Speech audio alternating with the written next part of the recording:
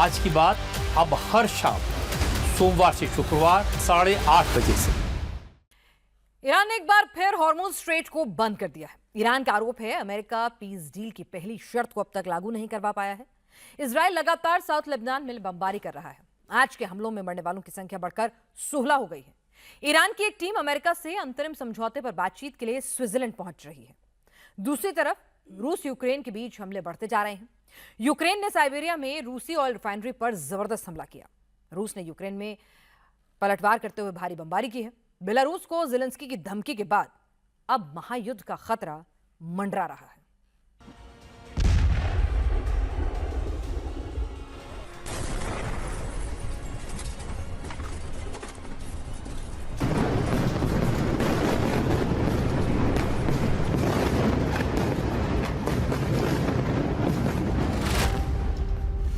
Iran की America को नई धमकी। ट्रंप ने शर्तें बदली तो पहले से करारा जवाब मिलेगा। स्विट्जरलैंड में ईरान अमेरिका मीटिंग से ऐन पहले ईरान के नेताओं ने भड़काऊ बयानबाजी शुरू कर दी है। ईरान ने युद्ध में अमेरिका को करारा थप्पड़ जड़ा है। अगर अमेरिका ने दोबारा वही हरकत की तो इस बार पहले से ज्यादा करारा थप्पड़ पड़ेगा। ये बात ईरान के किसी छुटभइये नेता ने नहीं कही, ईरानी संसद के स्पीकर मोहम्मद कालिबाफ ने कही है। कालिबाफ वही नेता हैं जो वार्ताकार टीम को लीड कर रहे हैं। सुप्रीम लीडर मुस्तफा खामनेई ने ट्रंप को हताश और पराजित नेता कहकर तंज कसा है। ईरान ने अमेरिका को चेतावनी दी है। उनकी सेनाओं की उंगलियां ट्रिगर पर हैं।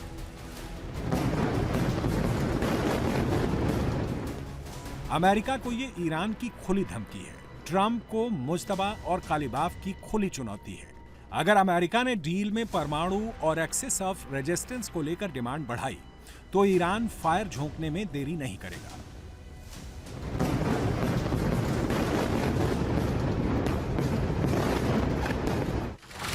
रिपोर्ट के मुताबिक ईरान की 2000 मिसाइल ऑफेंसिव पोजीशन पर तैनात है। डील साइन होने के बावजूद ईरान ने उन्हें डिफेंसिव पोजीशन पर नहीं भेजा है।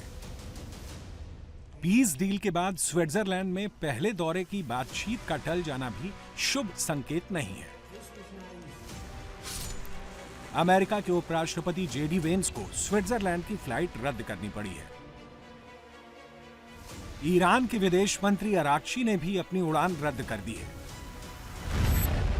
इससे संकेत मिलता है दोनों देशों के बीच कुछ न कुछ तो गड़बड़ है।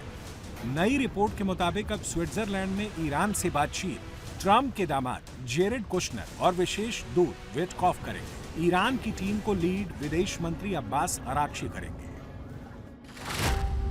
बातचीत में रुकावट परमाणु को लेकर आ रही है। ईरान का दावा है वो विदेशी टीमों को सिर्फ बुशहर परमाणु केंद्र तक जाने देंगे, जहां यूरेनियम से बिजली बनाई जाती है। ट्रंप का दावा है ईरान ने इस्फहान, नतांज और फोर्दो तक जाने की इजाजत देने वाले एमओयू पर साइन किए हैं। ईरान के बदलते मिजाज को देखते हुए ट्रंप का मूड खराब हो गया है। उन्होंने लिखा है अगर ईरान ने एग्रीमेंट नहीं किया तो अमेरिका जो करेगा वो ईरान को कई दिन तक बहुत खलेगा। ट्रंप का इशारा भी युद्ध की तरफ है। ईरान अमेरिका फिर आमने सामने आए। इस बार अमेरिका की एआई फोर्स मैदान में उतरेगी। मस्क का ग्रोक युद्ध में कमाल दिखाएगा। पेंटागन की एक रिपोर्ट के मुताबिक 40 दिन के युद्ध में भी एआई टूल ग्रोक का इस्तेमाल हुआ था। अमेरिका ने 96 घंटे में 2000 मिसाइल दागी थी। सभी मिसाइलें सटीक निशाने पर लगी थी। युद्ध में ऐसा करिश्मा एआई टूल ग्रोक की मदद से हुआ था। अमेरिका ने मावेन स्मार्ट सिस्टम का इस्तेमाल करते हुए 2000 मिसाइलें अलग अलग लोकेशन पर चलाई थी।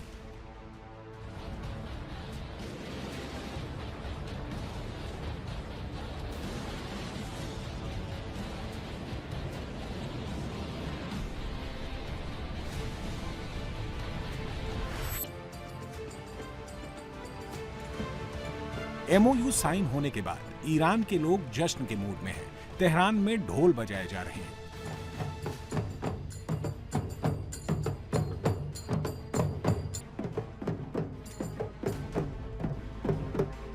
ईरान अमेरिका डील को लेकर आम ईरानियों में संशय बना हुआ है। ईरानी लोगों को ट्रंप पर भरोसा नहीं हो रहा। अमेरिका पर भरोसा नहीं किया जा सकता। हमने दुश्मनों को हरा दिया था। हमें उसे फिर से अपने पैरों पर खड़े होने का मौका नहीं देना चाहिए था। अमेरिका के साथ बातचीत करने का हमारा अनुभव अच्छा नहीं रहा। हम जानते हैं कि वे इस बार भी अपना वादा तोड़ेंगे। आज सुबह मैंने सुना कि ट्रंप ने ट्वीट किया और कहा कि अगर मेरी बात नहीं मानी गई तो मैं ईरान पर फिर से बमबारी करूंगा। अगर ये समझौता, जैसा कि अमेरिकियों और सर्वोच्च नेताओं ने घोषणा की है, गाजा और लेबनान में भी युद्ध को समाप्त कर देता है तो ये बहुत अच्छा सौदा है। अगर वे समझौते के बावजूद गाजा और लेबनान पर हमले जारी रखते हैं तो मुझे लगता है कि ये अन्यायपूर्ण होगा। अमेरिका पर दबाव बढ़ाने के लिए ईरान हॉर्मुज पर अपनी रणनीति बार बार बदल रहा है। 24 घंटे पहले IRGC ने हॉर्मुज बंद करने का ऐलान कर दिया था। अब ईरान के सहयोगी यमन के आतंकवादी संगठन हूती ने बाब अल मंदेब की खाड़ी को बंद करने का ऐलान कर दिया है। हालांकि ये बंदी सिर्फ इजरायली जहाजों पर लागू होगी। हालांकि ब्रिटेन के समुद्री निगरानी केंद्र ने हॉर्मुज स्ट्रेट को लेकर नई एडवाइजरी जारी की है। इसके मुताबिक स्ट्रेट में जहाजों को खतरा बना हुआ है, लेकिन पहले से कम हुआ है। ओमान के पास से गुजरने वाला हॉर्मुज स्ट्रेट का रास्ता दिन रात जहाजों के लिए खुला है। फिर भी ईरान की बिछाई बारूदी सुरंगों का खतरा बना हुआ है। IRGC की नई गाइडलाइंस के मुताबिक हॉर्मुज में आने वाले जहाजों को 48 घंटे पहले सभी जानकारी PGSA को देनी होगी। वहां से परमिशन के बाद ही जहाज आगे जा सकते हैं। अगर किसी जहाज ने ऐसा नहीं किया तो उस पर हमला हो सकता है। नुकसान की जिम्मेदारी जहाज मालिक की होगी। अब सवाल उठता है कि ईरान ने फिर हॉर्मुज पर दबाव बढ़ाना क्यों शुरू किया है।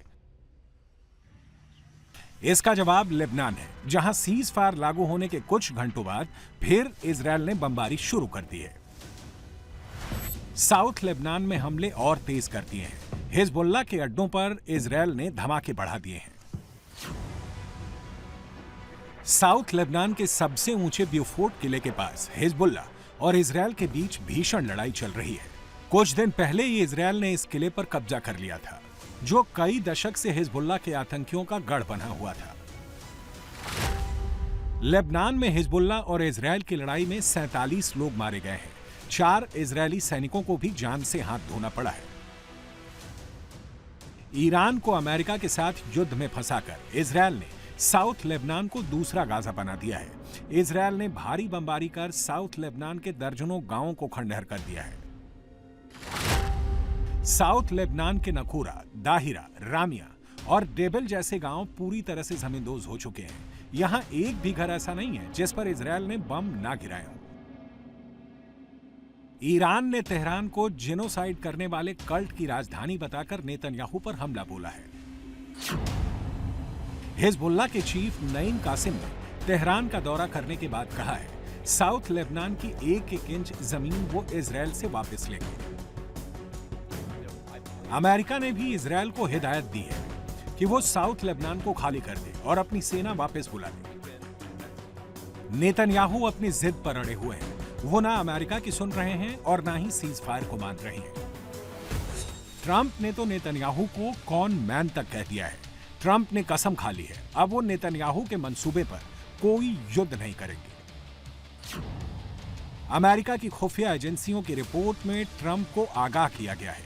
नेतन्याहू पीस डील को बेपटरी करने के लिए लगातार लेबनान और गाजा पर बमबारी कर रहे हैं। नेतन्याहू की अपनी ही जिद है, जब तक ईरान के सपोर्ट से तैयार हमास और हिजबुल्लाह जैसे आतंकी संगठनों का सफाया नहीं कर देते, लेबनान में बम गिराना बंद नहीं करेंगे। अमेरिका साथ दे या ना दे।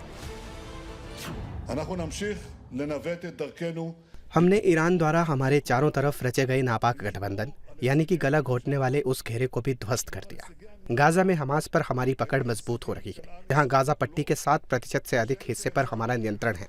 लेबनान में हमने अपने समुदाय पर जमीनी आक्रमण के खतरे को नाकाम कर दिया और हिजबुल्लाह की मिसाइल शक्ति को नष्ट कर दिया। दोनों जगह पर अभी भी काम बाकी है, लेकिन हमने बहुत बड़ा काम किया है। כי הרצועה הזאת מפרידה בין מחבלי